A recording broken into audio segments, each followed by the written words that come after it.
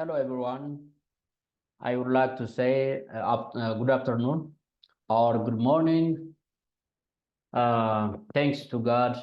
This is uh, part 4 of chapter 2 that we'll discuss now with each other. And lastly, we discussed part 1, part 2, and part 3 of chapter 2 of the course Moral and Civic Education or Citizenship Education, which is currently delivered to all freshman students in Ethiopian universities. And this may help you to have or to get more understanding about the course. Tole, galatoomaan jedha.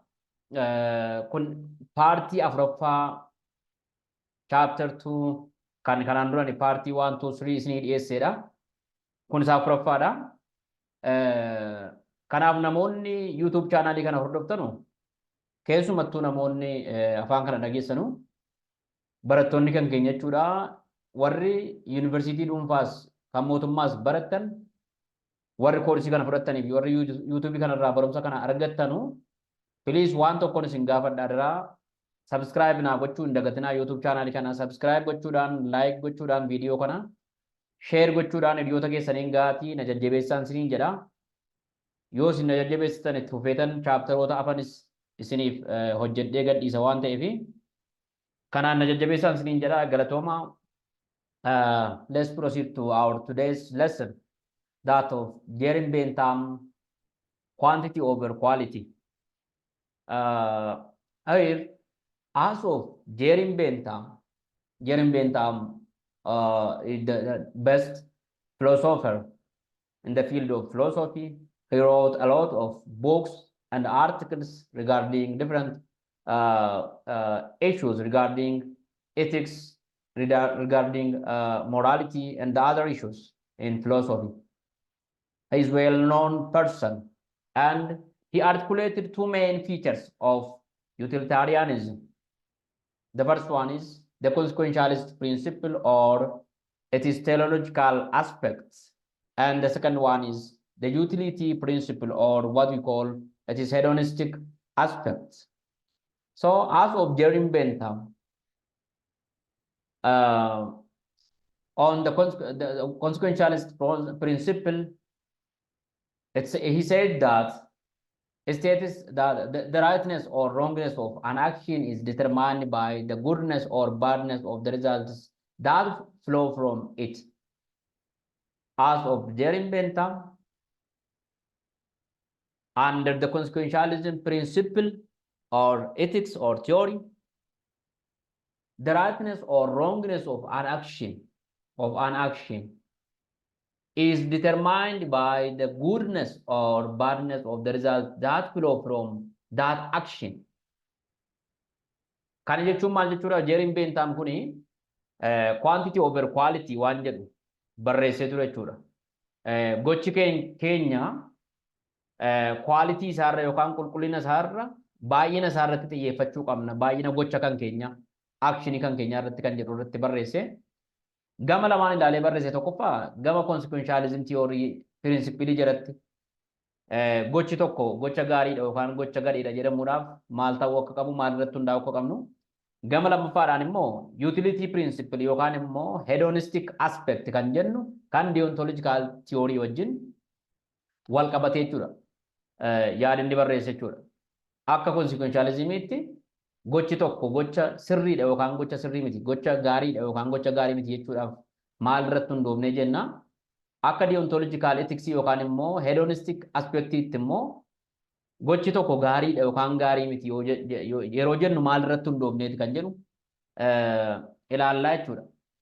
So, as of Jerim Bentham, under consequentialist principle, he said that the rightness or wrongness of an action, the goodness or badness of an action is determined by the goodness or badness of the result that flow from it. That means, depending on the result that we get from our action, if the result of our action is good, our action by itself is good. While if the result of our action is bad, also our action is bad. It depends on the result or the consequence or the outcome that we get from our action. Asirratti maal jechuudha? Gochi tokko jechuudha. Gochi tokko sirriidha yookaan immoo sirrummaa yookaan immoo dogongorummaan gocha tokko. Gochi tokko sirrii ta'uunsaa yookaan dogongora ta'uunsaa maalirratti hundaa'eetu mirkaneeffama yookaan immoo murteeffama isa jedhuudhaafi gaarummaa yookaan immoo gadhummaa rizaaltii nuyi gocha sanarraa argannu jechuudha. Fakkeenyaaf gocha tokko gaafa raawwannu gochi suni rizaaltii akkamii nuu kenne? Rizaaltii gadhee nuu kenne moo rizaaltii gaarii nuu kenne? Fakkeenyaaf medical doctoriin tokko gaafa nama dhukkubsate yaalu fakkeenyaaf opereeshinii gaggeessa yoo ta'e nama tokko garaa baqaqsee dhukkuba yeroo keessaa baasu kun akshiini tokko jechuudha. Medisinii namni barate tokko jechuudha. Yookaan immoo medical doctoriin tokko nama tokko nama dhukkubsate tokko garaa isaa baqaqsee yoo dhukkuba sana keessaa baasee namicha deebi'ee fayyise rizaaltiin gocha isaa gaariidha jechuudha. Good ta'eera jechuudha. Yookaan raayitiidha jechuudha. Kanaafuu gochi nama sanaa sirriidha jechuu dandeenya. Yoo garaa namichaa baqaqsee immoo namichi harkatti du'e gochi isaa dhumni isaa gadheedha jechuudha. Yookaan immoo bu'aan gocha isaa gadheedha jechuudha. Yookaan immoo sirrii miti jechuudha. Yookaan gaarii hin taane jechuudha. Kanaafuu gochi nama sanaa sirrii miti jechuudha. So to say or to determine an action as right or wrong, we have to depend on the result that flow from that action, that we get from that action, the consequence of that action. Kanaaf gocha tokko sirriidha yookaan sirrii miti jechuu fi bu'aa gocha sanaa irratti hundoofneetu jechuudha. Bu'aan gocha sanaa gaarii yoo ta'e gochi sun gaariidha. Bu'aan gocha sanaa immoo gaarii miti yoo ta'e waan hamaadha yoo ta'e gochi sunis hamaadha yookaan gaarii miti jechuudha. Yookaan sirrii miti jechuudha. The second one is the utility principle or under hedonic aspect or deontological theory. Also, Jerry Bentham states that the only thing that is good in itself is some specific type of state. For example, pleasure or happiness, welfare or well-being or safety is good by itself without any additional thing that we add from us. So, as of utilitarianism or as of utility principle or as of deontological theory, the only thing that is good or the thing that is good without any additional thing by human being or by anyone is some specific type of state. It is too specific. And that is pleasure or happiness. Asirratti maal jechuu barbaadeeti wanti ofiisa akkasumatti tuunu waa tokkotti hin dabalin akkasumatti ofuma isaatiin mataa isaatiin gaarii ta'u wanti nu gaariidha jennu waan xiqqoodha yookaan immoo specific some specific type of state waan xiqqoodha. Kana jechuun waanuma addunyaa kanarra jiru keessaatii utuu waa ittiin dabalin ofuma isaatiin kan gaarii ta'u jechuudha. Fakkeenyaaf amma waan tokko jechuudha. Wanta akka inni mi'aawu barbaannu tokko fakkeenyaaf amma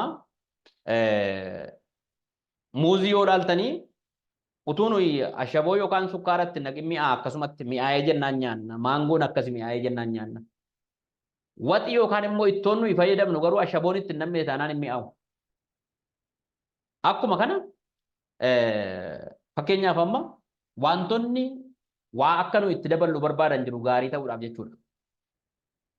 Wanti immoo akka nu waa ittiin daballe barbaadan jiru. Inni gaa maal fudhates keessatti utuun waa tokko iyyuu ittiin dabalin wanti ofuma isaatiin matuma isaatiin akkasumatti gaarii ta'ee argame pleejeriidha yookaan immoo happinessiidha gammachuudha jedhee kaa. Gammachuun fakkeenyaaf amma waa tokko iyyuu ittiin daballu akkasumatti jireenya gaariidha. Yeroo gammannu gammachuu sanatti waan daballe hin qabnu. Gaafa waa argannu gaafa waa nuti tolu hin gammanna gammachuun sun akkasumatti matuma isaatiin gaariidha jechuudha. Tuun waa ittiin dabalin.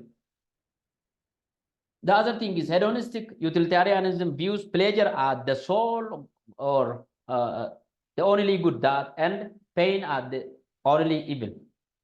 as of hedonistic utilitarianism or as of the ontological theory, pleasure or happiness is the only good. And pain is the only evil. Accordingly, right action is the only action that brings more pleasure than pain in our life. To say what action is right or good or correct, that action is the only action that brings or that gives us more pleasure than pain in our life. We have to compare the pain that we feel because of that action, and we have to see the pleasure that we get from the result of that action. Then, if the pleasure that we get from our action is greater than the pain that we feel because of our action, that action is right action or good action, unless it is not good action. Hedonistic utilitarianism kan keessatti maal jedha? Pleasure'n akka wanta gaarii the soul. Ofaa wanta gaarii kan jedhame pleasure gammachuu waan namaa kennuudha. Pain immoo akka wanta gadhee jechuun pain jechuun waan dhukkubbii nutti dhaga'amu yookaan immoo miidhaa nuyi sababa gocha tokko irraa miidhamnu jechuudha. Fakkeenyaaf amma namni tokko gaafa biyya bakka jirurraa ba'ee bakka biraa deemu konkolaataadhaani pleasurii argata yookaan immoo gammachuu sammuu argata jechuudha. Gammachuu sammuu argata. Garuu immoo gaafa immoo bakka sana ga'u sababa sa'aatii hedduu konkolaataa keessa taa'ee fi peeyiniin itti dhaga'ama yookaan dadhabbiin miirri dadhabbii itti dhaga'ama jechuudha. Dhaqee boqochuu isa barbaachisa. Dhagna isaa dhiqachuu yookaan shaaworii fudhachuu isa barbaachisa jechuudha. Egaa gochi tokko gaariidha kan jennu maa inni gocha pleasure gocha bu'aan isaa yookaan immoo gocha gammachuu olaanaa nuu kennee miidhaan isaa immoo jireenya keenya keessatti xiqqoo ta'edha jechuudha. Gocha nuyi gammachuu olaanaa irraa argannee miidhaa waa xiqqoo itti miidhamnu jechuudha. Fakkeenyaaf waa tokko isinitti hima. Gaafa mana yaalaa dhaqnee dhukkubsannee dhiifama lilmoodhaan yaalamnu yookaan immoo lilmoon waraananii manni warri ogeessonni fayyaa jechuudha. Gaafa marfeen waraananii dhukkubbiin marfee nutti dhaga'ama. Miirri marfee sanaa jechuudha. Gaafa lilmoodhaan waraanan lilmoon sun dhukkubbiin isaa yookaan marfeen sun nutti dhaga'ama gaafa abbaan waraanu sun waraanu jechuudha. Garuu erga sana waraannannee booddee dhukkubbiin keenya sababa nu dhiisuuf guyyaa muraasa yookaan sa'aatii muraasa booddee dhukkubbiin nuyi sila dhukkubsanne. Dhukkubbiin nuyi tarii garaacha keenya ta'uu danda'a, tarii kalee keenya ta'uu danda'a, tarii somba keenya ta'uu danda'a, tarii miilla keenya ta'uu danda'a, tarii harka keenya dhukkuba nuyi yaalamuu fudhanne sun gatii nu dhiisuu fi marfeen sun peenii yeroo sanaan nutti dhageessiseera jechuudha. Miidhaa yookaan immoo miirri dhukkubbii nutti dhaga'ame gaafa marfee sana fudhannu. Garuu immoo bu'aan lilmoo sana fudhachuu, bu'aan qoricha sana fudhachuu, pileejeriin inni nuu kennu jechuudha. Pileejeriin gocha sanaa gatii ol ka'aa ta'ee fi dhukkuba sanarraa gatii fayyinee nagaa taanuu fi pileejerii sanatu caalee argamaa jechuudha. Kanaafuu gocha akkasii kun sirriidha jechuudha. Gochi bu'aa yookaan gammachuu olaanaa nuu kennee miidhaan isaa gad xiqqoo ta'u nuuf gocha gaariidha jechuudha.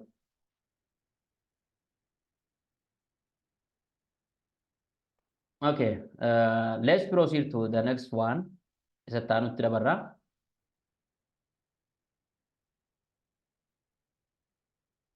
And the next one is hedonic calculus. This is hedonic calculus is invented by Jeremy Bentham to measure pleasure and the pain by summing the following 7 aspects of pleasure and pain. This is already developed by philosopher Jeremy Bentham in order to measure the pleasure that we get from our action and the pain that we feel because of our action. And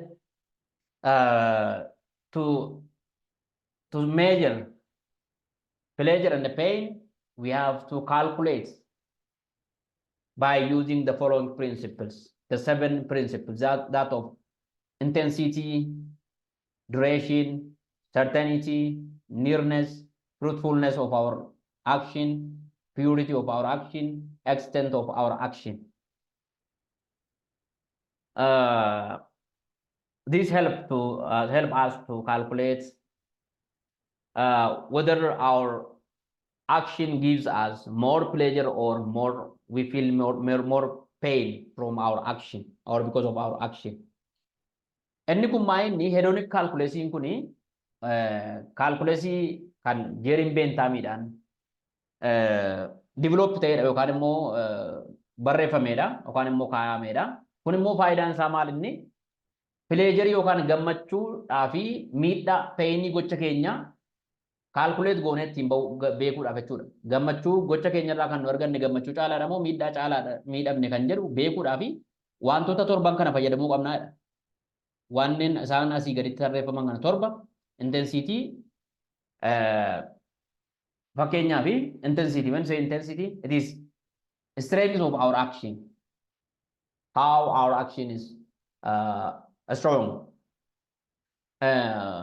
Strength yookaan immoo jabina yookaan immoo ulfaatina gocha kan keenyaa sana hangami kan jedhu ilaaluu qabna jechuudha. Duration gocha sana hagam gidduutti raawwanne yeroo hammamii nutti fudhate duration of our action.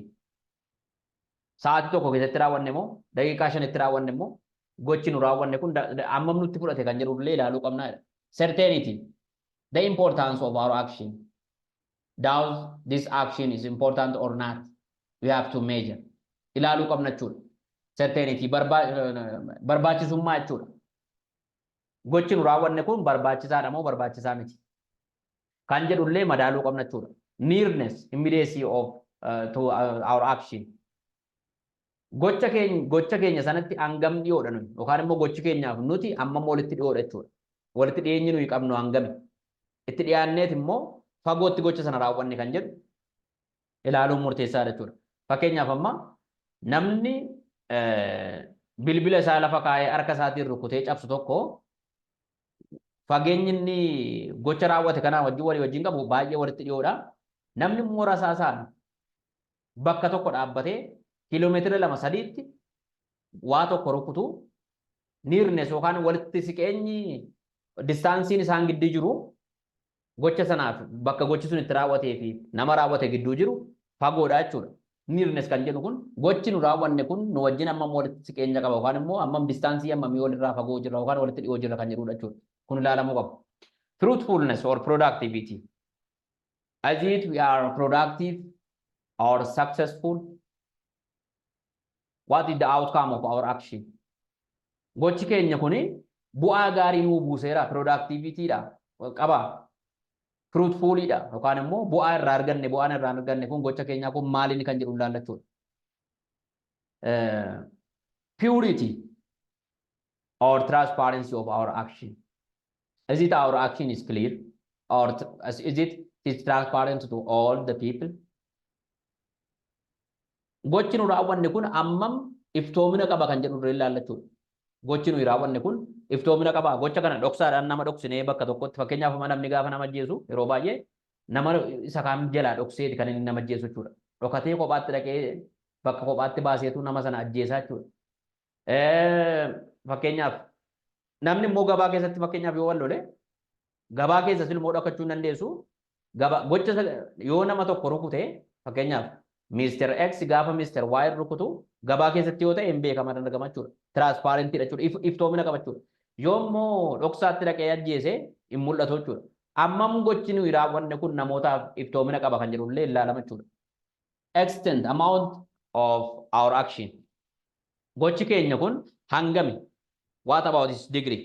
What about its extent or amount? Gochi keenya kun irra deddeebiidhaan baay'inaan raawwanne moo? Is it repetitive action or this happened once a time only? Si'a tokkotti raawwatame moo irra deebiidhaan raawwanne gocha kana amma jechuudha. Kun illee ilaalama jechuudha. Gocha sana irra deddeebiidhaan raawwanne moo si'uma tokkoon raawwanne. Kun illee ilaalameetu warri kun torban walitti dha'amaniitu gochi keenya gammachuu olaanaa nuu kenne yookaan immoo miidhaa olaanaa nu miidhe jennee murteessuu dandeenya jechuudha. There is only one principle to apply in our every action. That principle is the principle of maximizing pleasure and minimizing pain. This is the only principle that we have to follow when we act any action in our life. We have to consider to maximize the pleasure or the happiness that we get from that action, and as much as possible, we have to minimize the pain that we feel because of that action. Principally nuyi gocha kamirratti yoo hordofuu qabnu, gocha kamiin yoo gaafa raawwachuu barbaadnu kan nu hordofuu qabnu, kan nu apply gochuu hojiirra oolchuu qabnu waan tokkodha. Inni maa inni maximizing pleasure. Gochi keenya waan gammachuu keenya ol guddisu. Gochi nu raawwannu waan gammachuu keenya ol guddisuu fi miidhaa gocha sanaa immoo xiqqeessuu yaaduu qabna jechuudha. Gammachuu gocha sanarraa argannu ol kaasuu qabna, miidhaa isaa immoo xiqqeessuu qabna jechuudha. Fakkeenyaaf waan tokko gaafa nyaata nyaannu fakkeenyaaf qaaraa itti fayyadamna yookaan barbaree nyaanna. Barbaree gaafa waxiitti nannu maal goona yookaan ittootti nannu maal goona? Pileejarii yookaan gammachuu nuyi barbareen sun keessa jiraachuudha kaanee argannu pileejarii jechuudha, gammachuu jechuudha. Payini immoo minimize gochuudhaaf xiqqeessuudhaaf amount of wanti nannu sana barbaree sana xiqqeessuu qabna jechuudha. Payini miidhaa barbareen sun yoo gar malee baay'ate garaacha keenya nu gubee dhukkuba biraa nutti fiduu danda'a. Gammachuu isaarra miidhaa isaa caalaa jechuudha. Kanaafuu payini isaa hir'isuudhaaf minimize gochuu qabna jechuudha. Amount isaa jechuudha baay'ina barbaree sanaa xiqqeessuu qabna. Kanaan yoo goone gochi kan keenya gammachuu gocha kamirraayyuu gammachuu olaanaa arganne miidhaa gadaanaa qofa miidhamuu dandeenya kan jedhudha jechuudha. This is all about the today's lesson.